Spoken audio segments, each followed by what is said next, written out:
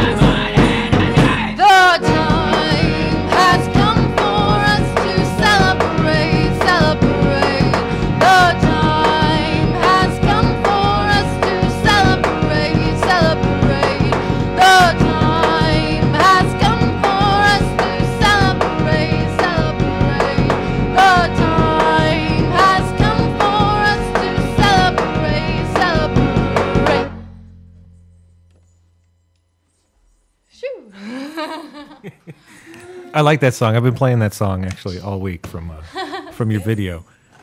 Let me take my bells off. No, I understand. Catch your breath. Wow. All right. That's amazing. That's phenomenal. What's the thing you're banging on? What's that pot over there, Jameson? It is it's a pot that I just found at a wholesale furniture type place, and I believe it's copper. And I just ended up banging out the notes so that it would work. So you hammer it a little bit like a steel drum? So I got like a kind of like a circle hammer and just banged out the notes. It sounded really terrible when he was doing it. We were in Northern Virginia, which is like a really... That's beautiful. Yeah. That's really, really cool. And I figured out that if you hit the top, it's got like a little kind of like, replicating a tabla type thing. But yeah, I was hammering it right in the middle of a suburb of like Northern Virginia, which is like a rich suburb of Washington, D.C. And so, all these people are like jogging and doing whatever they do in the suburbs. I don't know, like launder And you money. Hear this and I'm just big sitting echoing there, like ping, ping, ping. I'm surprised someone didn't call the cops.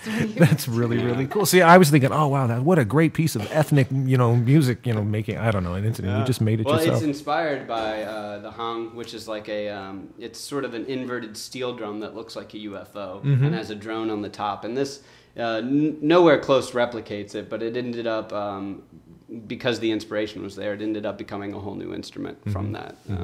But it's a cool instrument that it was inspired by. Well, let me do this before I forget. What are you guys' names? Do you want to give your real names? Sure. Yeah. That's okay. fine. Yeah. My name is Lainey Sullivan. Really? Really? Really? No, not really, actually. But that's what everybody knows me by. My name is Jameson Price. Yeah. All right. So how come you guys aren't just standing around in coffee houses like playing guitars together and singing songs and stuff? How did you arrive at this instrumentation?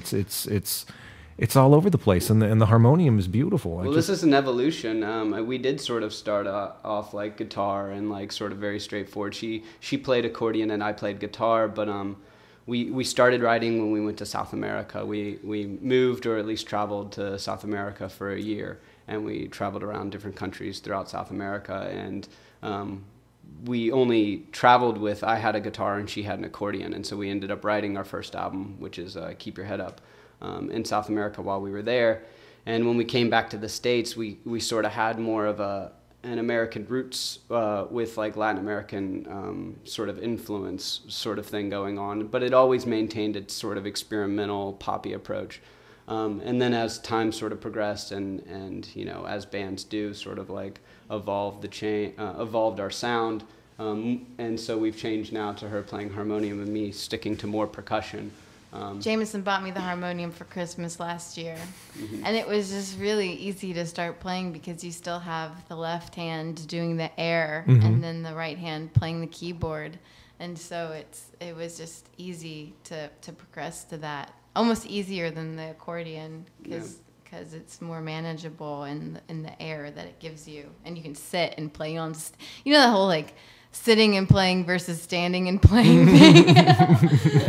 I mastered the standing and playing thing, but this let me focus a little bit more on the harmonics of everything. Yeah, and I think it's where our music was headed, like just sort of like spiritually in our intentions with things as well. Like we just sort of felt like that we were getting more drawn to like things that could drone for a little longer than just the guitar and the accordion. And I think it was like kind of evolved for many different reasons. So do you mind going into that a little bit? I mean, exactly what happens to you that so that your tastes and proclivities evolve into the more droney sort of music. It's like, I mean, drone is everywhere in music, right? I mean, William Burroughs told Jimmy Page that Led Zeppelin was a drone band. Sure, yeah, it is everywhere. Yeah, and I think like the drone element just really came from us starting to focus more on meditation, and I think all of our music has had sort of this hope for being able to sort of like change things through music and what music can do, and because music facilitates so much great community and it can facilitate so many things. I think it began really when Jameson and I started living we're sort of community hoppers. We love to experience different types of communities, and we spent some time living in a Hare Krishna community in Buenos Aires, outside of Buenos Aires in Argentina. and listening to the music and the chanting that they did with the Hare Krishna and Hare Rama, and then and listening to George Harrison's Hare Krishna album, which is awesome. And then we lived on another spiritual community in Geyserville, California, called Isis Oasis. And which we're going back to on this tour. We're playing at their convocation. Yeah, you're heading that way. Yeah.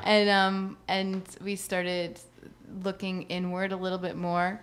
And then when we went back to Richmond after that journey, we started with a group of friends meditating by the river. The James River runs right through Richmond, and it's a beautiful, pristine river that everyone swims in and enjoys a lot. And we would go to this one beach with a bunch of our friends every Sunday, and we would meditate for a couple hours in silence. It was called Quiet Time. And I think it's through quiet time in our times at these spiritual communities that we decided that we wanted to write more droney music. And we also, our lyrics on our first album are kind of tongue-in-cheek lyrics having to do with Christianity. And then we sort of evolved into this more blatant lyrical content about things that we believed in. And we're like, okay, well, obviously we think that there's a lot of truth in Christianity, but also silliness that we sort of played with in our first album. But now, like, well, what do we think, and what drives us? And music has always been, a spiritual outlet for people all over the world. And I'm in California now, so I feel like I can talk about vibrational quality of you can completely changing things, which is what we believe. It's just funny, like on the East Coast, it's a you're safe here, lady. Yeah, right. It's different, and a lot of our first album, the reason why it had like sort of tongue-in-cheek, like Christian influenced content, is we were living in a part of the world that was heavily Catholic, and so it was just like the Catholic and sort of like imagery was everywhere. It was just like it's saturated with it, and in some ways it can be really beautiful because of you can have this connection to sort of like certain spiritual ideals that are beautiful, and then other ways you can see how the dogmatic approach or how regulations or whatever you want to call it, it like sort of had a negative effect in other ways. And I think that that's true regardless of whatever the path is, but it was an interesting thing to see, and I think that's why our first album reflects that. And also in our first album, there's a lot of this longing for our Southern roots, and that comes out a lot, like the like I'm going down to the river to pray kind of vibe of the South, that fundamentalist but like naturalistic instinct of religion, of like I just want to plunge myself into the river and purify myself so I can go on and live my life, and that comes out a lot too. But it's elemental worship, yeah. And music does that. I mean, that's pure experience right there. None of that other stuff is in your head when you. We've got this guy who's our computer tech, and he sat me down one night and he played this video from YouTube that has the colors and the frequency and the tone of each chakra. Just close your eyes and do that. Blew my mind. Yep. That's Isis Oasis. We've seen similar like charts and things, and it's hard to not. I think when you do a lot of meditation and introspection, you can find that a lot of the things that sometimes get written off have truth, and it's just making sure that for us, like it's like having a balance between like being able to put our message out there and have it be accessible, but also like feeling like we can participate in a collective consciousness. Okay, so without resorting to music, which of course is natural in a situation, what's your message? I think the biggest one for us is probably nonviolence, but I think we have a lot of different themes. But I would say we're very most of our lyrical content, as far as blatancy goes, is like is themes about anti-war or heal the anti-violence earth, or healing, like taking time, that this needs to be a time for everybody, a time of healing, and not a time of more violence, anti-conquering, like a lot of those approaches, I think.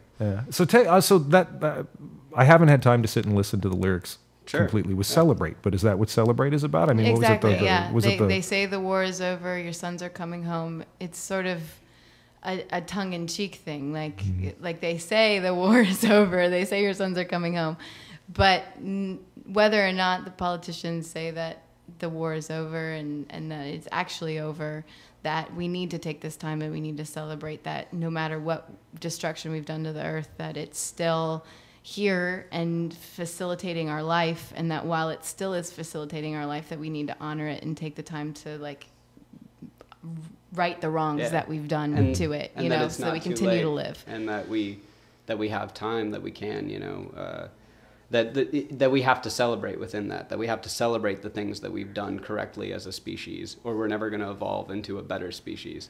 And I think sometimes a lot of like our notions can get bogged down in negativity. And so we try to have a positive approach and say, okay, we can look at the things that us as humans can facilitate that's really beautiful, and let's focus on those, but at the same time try to heal situations like, you know, people saying the war is over, but obviously we know that it's not. And each generation, you know, it's like it's knowing that those things exist. Ignorance is not bliss, but let's focus on like what we can be happy about. Oh, you know? Wow, that's beautiful. Okay, so I don't know if this is jumping back, even if because I've got the list here. But, yeah. And then, how did you get started together? How did you guys meet? How did you start making music together? Well, we're a couple. I figured you'd have to be on the road, or completely not be to be on the road like that. Right. And we both have played in separate projects. I was in an old-timey, like, sort of mountain music band, and Jameson has played in multiple projects throughout his life. And when we went abroad together and we didn't have all the other musicians at our fingertips, we were just like, well, let's just play music together. Oh, wow. And so we started playing music together and realized that it worked. And really at the beginning it was just like a source of a form of expression, and we were like, well, we have all these songs, let's just record them. And then recording them turned into playing them for people, and then playing them turned into being a well-known band in our area, and then that turned into touring, and then it turned into more music, and it's sort of just been this natural evolution of inspiration, which is really a huge... And touring is great because it's, to me, like the best, like creating music and getting involved in other people's music scenes and going to other cities and seeing what other people are doing is really inspiring. And it really, like, I feel like helps drive like our music that much more. I feel like it's sometimes outside of ourselves when we play it or we write it, because it's like all these things that we've experienced and it's just coming right back to us. And so we love touring and we love seeing like what people are doing in different places. It can be really inspiring and really great. Great. I want to check something here. I'm looking on your website. The website, by the way, is LoboMarinoMusic.com. And when this show is posted online, I will post that. Oh, Lobo Marino, by the way, means wolf of the sea in Spanish. And, which is what a sea lion is. Which is what a sea lion is. And we, being from Virginia, had never seen sea lions before. This we went blows me away. Wow. to South America. And when we were working in Chile, in this town called Valdivia, and we were working in a youth hostel, and we were also helping our friends open a restaurant, and we were working like 17 hours a day. We were just working crazy shifts because we would wake up and make all the guests at the hostel breakfast and work with them, and then we go to the restaurant and we cook until 2 a.m. And it was an awesome experience, though. Like it was such a beautiful, like, we went there to help these two people sort of like start a business. And so although we were all working really hard, and so we went there and we worked, and when we would feel sort of like just tired, you know, and like our physical bodies would feel really like unrested, we could go down to the port where these sea lions had managed to just hang out because it was a fish market. So people would chop things and throw it behind them. And sea lions, like, loving just sort of the laziness of laying around, like, it was perfect for them. And so it really, like, we had like a very soulful connection with them because we would watch them for hours, which we did today. We went down to the port of Crescent City and just like watched for like an hour. And we like sang to them. We played the bells for them, and we tried to communicate with them. But we would just watch them and relax and think about what kind of crazy creatures they were. And you know how they sit with their heads up in the air, you know, just chilling. We made jokes about how they were this extraterrestrial species that had been left on Earth, and they were just waiting for the mothership. And so them with their heads up in the earth was them waiting for the mothership. And that's why we named our first album "Keep Your Head Up." You know, it sounds like really like don't be down, keep your head up, but really we're talking about like extraterrestrial sea lions in Chile. So that's the That's the first album. And it blew me away. There are no sea lions on the East Coast. I did not know that. No, it's too warm. It's Yeah. Wow. Wow. So we're really happy to be back here with our totem animal. I wanted to go to the sea lion caves in Florence and like do a bunch of mushrooms and play our music for them and see what happened, but we didn't get to go up north enough. Next time. Next time. Well, that's one thing. Actually, just last night I was talking with my girlfriend about this. You can hear the sea lions in downtown anywhere because you're surrounded, just all around. Pods all over, from Castle Rock all the way down to the harbor, so you're never far away from Just barking sea communicate. lions. Yeah, exactly. Calling to the mothership. I'm looking at the tour dates on the site. It says here you started July 19th. But is that, I mean, you're talking about the never-ending tour and community hopping. Is that, how settled are you guys in Richmond? I mean, we're settled in the sense of like our friends. We don't spend a lot of time in Virginia in general, but not out of like, there's no like, there's no bad reason. Like it's just, we just are gone a lot. But that's where like our community is. That's where we go back to record our albums. That's where like we can rely on people participating and seeing like a vision that we have come through. And so Richmond's really important to us. I mean, our newest album, Kite Festival, which is the harmonium and drums, that was recorded in front of a live studio audience. And we taught the audience vocal parts and rhythmic parts before we would record them. So we'd play a song and teach them a part, and then we would record it, and they got it in like every single take. It was one take for everything. Wow. And our community of friends in Richmond are just great, and our families live in Virginia, and we love Virginia as a state. It's a cool state to be from, and it's really cool to like travel around and see people's reactions to Virginia, because it was one of the first states. And so, what sort of reactions do you get? I don't. Just really like interesting ones. Like you'll either get like, oh, Virginia is beautiful, and then you'll say, oh, have you ever been to Virginia? And they're like, oh no, but I just know like it's beautiful, and it's like that sort of vibe that Virginia has created that you're totally absent of unless you live outside of Virginia. It's a really cool thing to experience.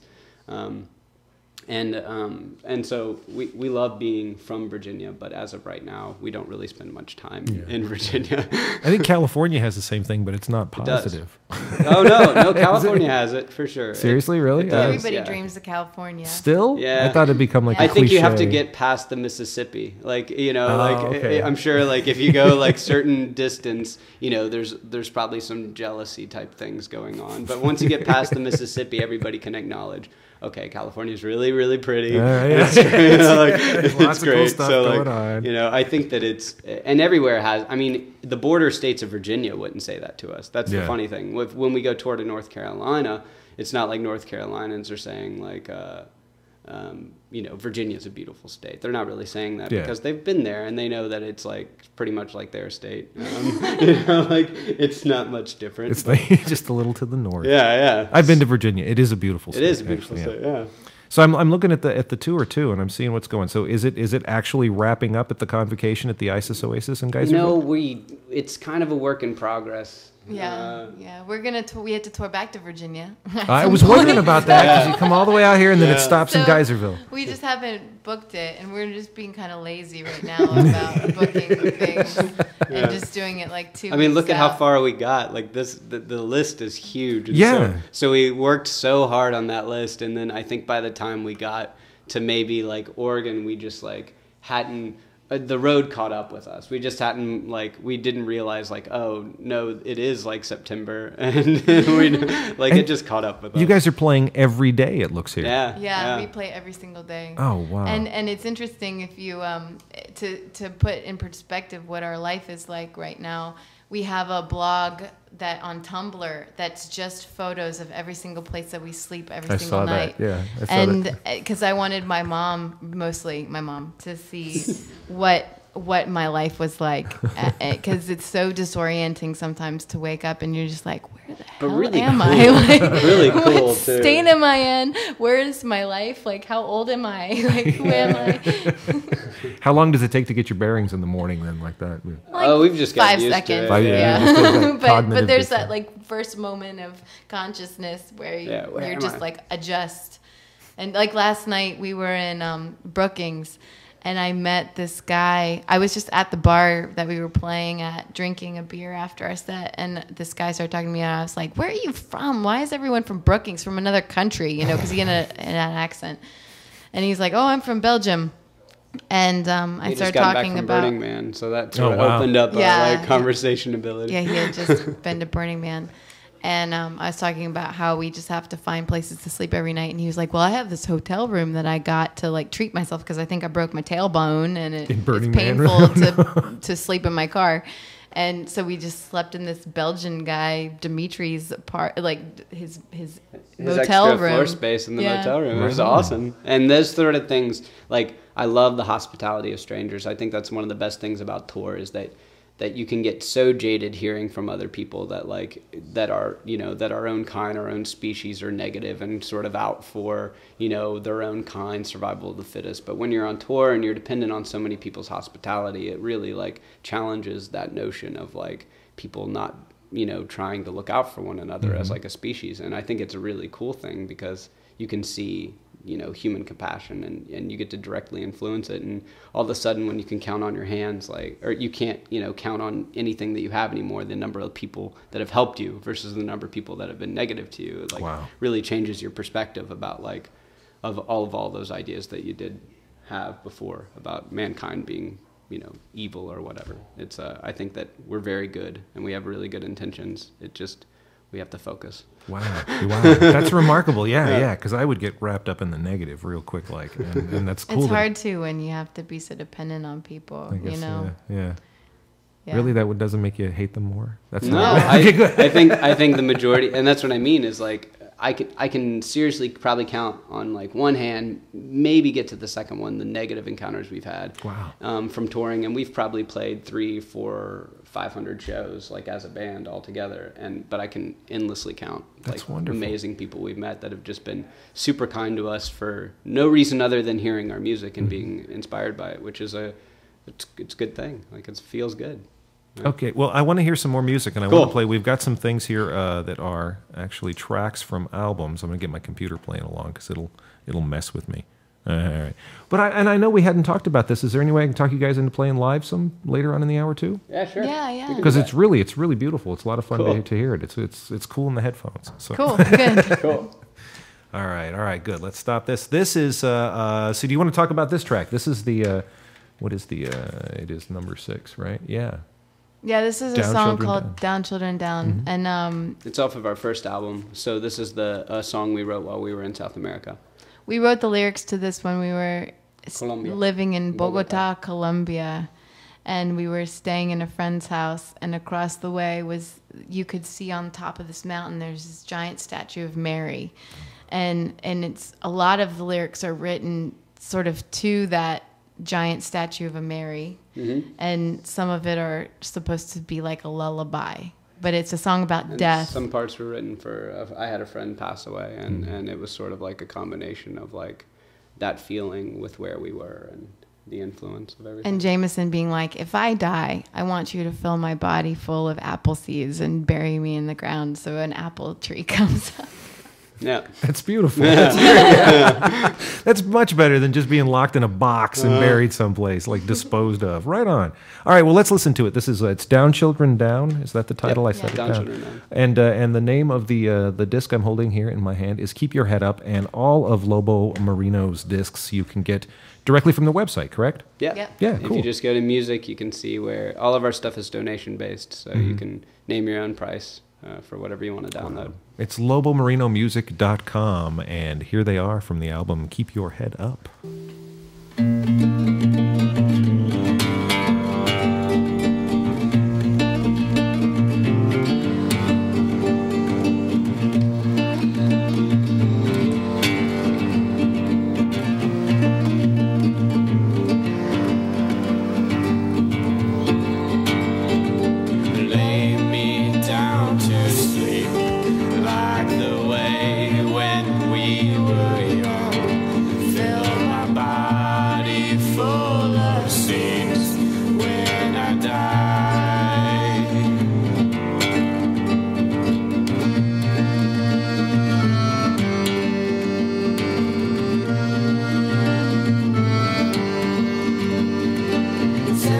your children down, so they may save us from this curse of tired hands and busy eyes as we work.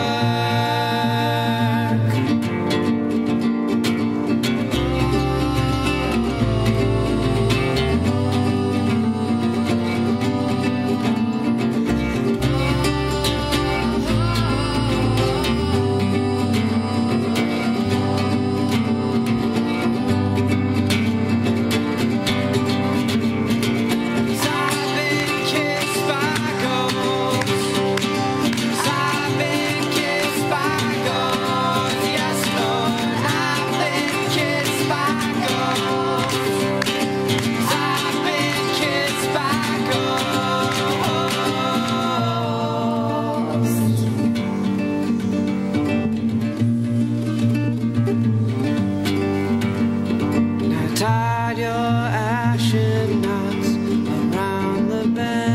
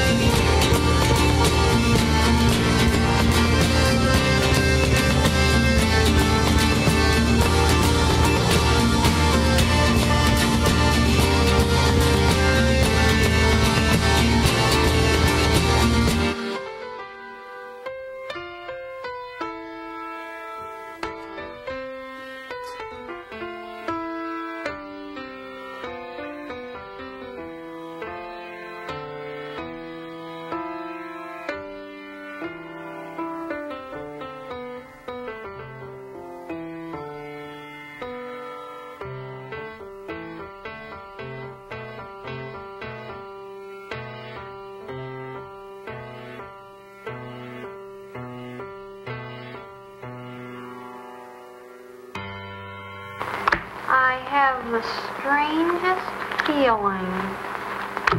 What is it? I am no longer alone in this room. Good God, you're right. Neither am I. You are my husband. Has the man been here? Why, no. Why? I knew I could trust you.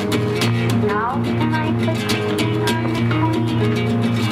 Flicker a match, light my last cigarette before electricity burns my skull. Attach me to string and let me drift away, 'cause I've got no legs to go.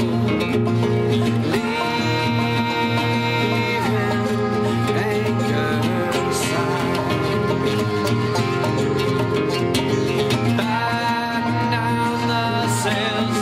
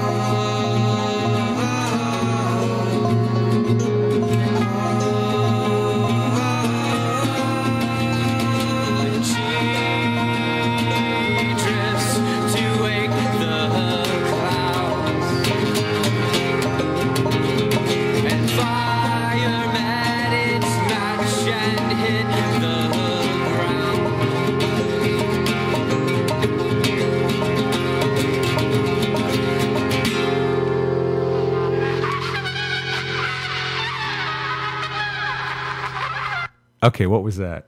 As a trumpet. All right, good. It's the music of Lobo Marino right there. That is that song is. It just says track 8, and I keep forgetting it's what. Then once I started smoking. All right, tell me about that song.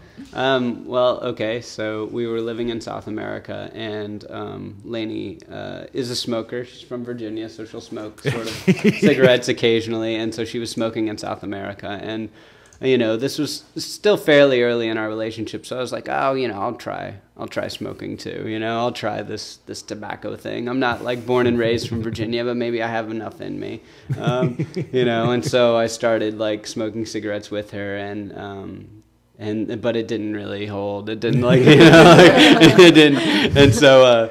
But the lyrics kind of come from, she drew this picture one night while we were like smoking, and it was like of this little alien creature with a cigarette, and so I just holding like a kite and an electricity storm, and so I just sort of wrote the lyrics sort of stream of conscious just one night from drinking and smoking in South America, and that's the song.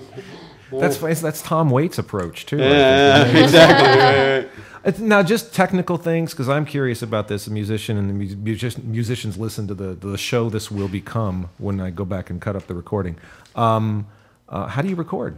What do you record on? So we record with a really good friend of ours. His name is Dave Watkins in Richmond. We've played music with him. He has this sort of like free-form sort of jam group called Colloquial Orchestra, which we've played with before. And he's just his like, own amazing he's his own musician as well, and his music is great. Online. But we just know his style, and we know his sound, and we like how he records us, and we like his approach to the recording process in general. And so Keep Your Head Up, our first album, was actually recorded by a guy named Lance at Minimum Wage Studios in Richmond, which is a wonderful studio as well. But once we ended up meeting Dave, he just had such a like kind of DIY approach that we sort of stuck with him, and we recorded the Reincarnation EP and Kite Festival with Dave. And Kite Festival is an interesting recording. Like I said earlier, it was recorded in front of a live studio audience, and so everything was done live, and it's just like, so the album has like a very live approach, and the audience is participating, and so that's and our vinyl, the Reincarnation EP, which is our second release, Dave recorded that for us, and he's the sound technician at the Richmond Ballet. Oh wow! And he has a studio in the basement of the ballet studios. And so we would go after hours to the ballet studios, and we would record our music in the different studios to get the reverb from these ballet studios. That's beautiful. And so our vinyl was recorded there, and then our next album was recorded in this beautiful old gallery in Richmond. That's a historic it's called site. Gallery 5, and it's like an old fire station, and so there's no like added real effects to the album at all. It's just like in this big warehouse. Just the room feel. Yeah. That's so great. I love the fact that reverb isn't some plug-in in a computer program. Yeah, That's right? terrific. Yeah. Wow, right on. Okay, well, we played these other 2 tracks from Kite Festival, which is your latest release, correct? Yeah, and so it's going to start off, you're going to have the audience. So the way we began and ended this album is we had the audience talking. And we just wanted it to have that approach of like, not only reminding it was a live album, but just sort of having this sort of like, this larger chatter to feel like it's kind of that there is an audience, providing things throughout the album. We wanted them to have like credits in that way, and so we had them just like kind of talking and chatting for the first track, and then they vocally participate in the second track, which you'll hear. Wow. And where was this recorded then? And Gallery 5. In the gallery, that's where the audience was. It's a really interesting building. It was the old police station and fire station in Richmond, and it's where they used to hang people. Wow. And it's just this really intense building with old fire trucks still in it, and you can still open this door and see where they used to hang people. So what kind of vibe is that then? It's a dark vibe. I mean, this but is it's sort beautiful. of a good example of Richmond, like people taking these places that have really dark histories and making them beautiful artistic spaces out of them, and trying to like sort of cleanse the energy by that. That's there's lots of war and destruction and all kinds of bad stuff. I mean, it's a very industrial city, and it's capital of the Confederacy, and so it's just sort of seeped in like a lot of like negative time and lost industry. And so it's sort of like going through a beautiful revitalization process. And Gallery 5 is a good example of like using an old historic building for the cause of like alternative lifestyles, instead of just letting it sit and rot and harbor all of what it used to have. It's now changing. It's now this is going to sound cheesy, but isn't that what you guys are all about? Yeah, it is. I get it now. All right. Well, recorded live at Gallery 5 in Richmond, Virginia. It's here's the first two tracks from Lobo Marino's latest release, Kite Festival. Let's give it a listen.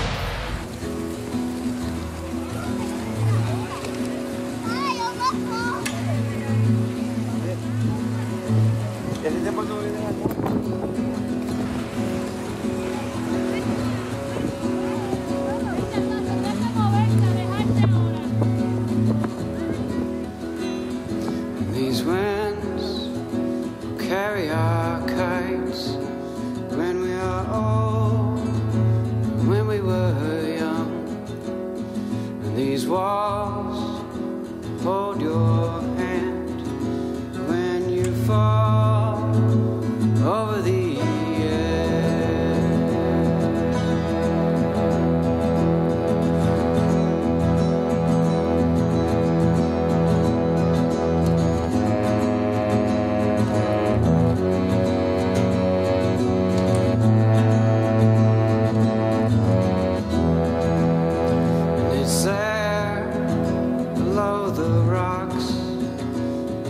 you'll find it all begin.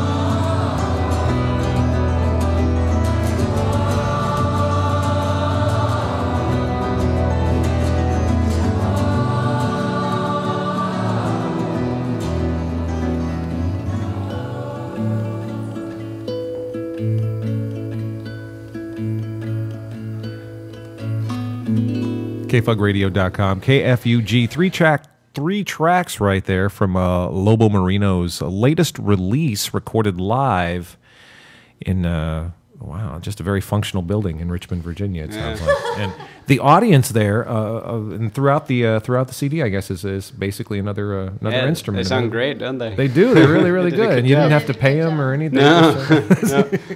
We pay them as much as we got paid them. It was a lot of musicians, though. Yeah. That's the pay scale we have here at KFUG, actually. Yeah, exactly. Well, what would you like to leave us with this evening? We're going to play the last track of the album. It's called Unknown, and it's usually, when we're in our set, we'll usually try to dedicate this track to whatever is sort of happening around us. Like when we were going through areas of drought, we would say, this song's dedicated to a rain cloud that we hope will come. Oh, wow. And like or rain, like a mountain or something. yeah. I'm curious. dedicated to I'm the curious. sea What's it lions. dedicated to tonight then? I guess we'll have to do it to the sea lions just because That's we're right. in the There you place, go. Right on. like we have to. Like, And I'm sorry, Lainey. Before we start, where are you guys going to be the next couple of nights? Just so people know. Tomorrow we're going to be at Blondie's in Arcata. Mm-hmm. And then the next night we're going to be at Old Town Coffee and Chocolate in Eureka Mm-hmm. with Josephine Johnson and then after that, we'll be in Ukiah.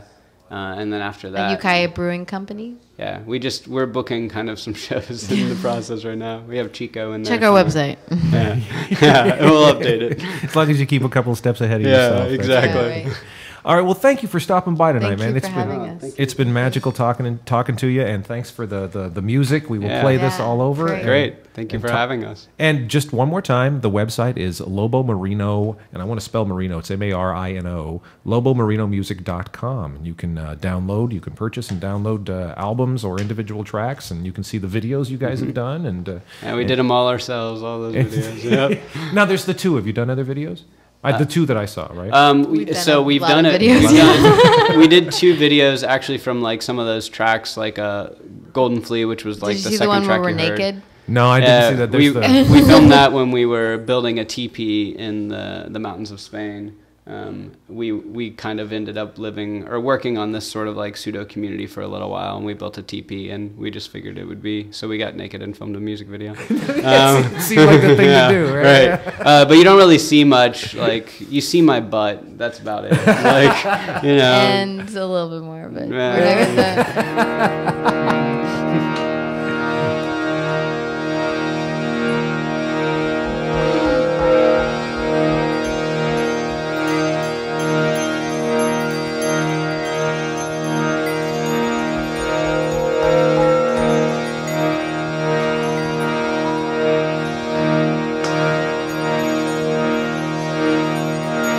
Fall into the sky that shines down.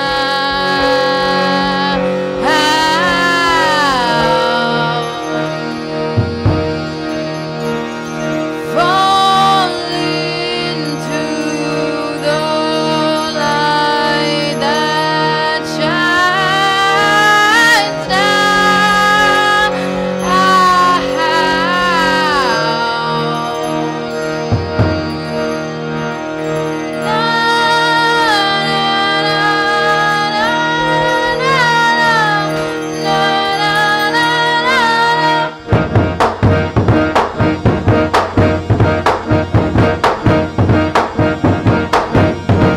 Where we go, I don't know, but I'm not scared of that hole. So take my sword, but not my shield. The force of life's not mine to steal.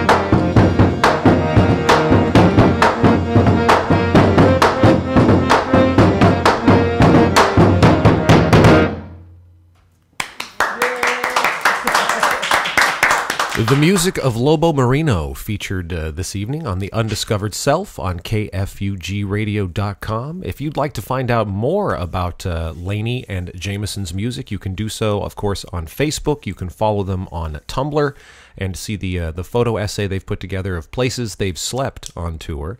And then, of course, you can also go to their website, LoboMarinoMusic.com. Marino spelled M-A-R-I-N-O, all one word. LoboMarinoMusic.com.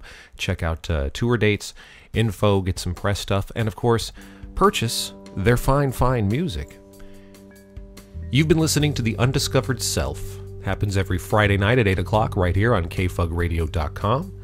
And you can find it online by surfing through our show schedule and clicking on the listing for the show. The Undiscovered Self happens only here on KFUG.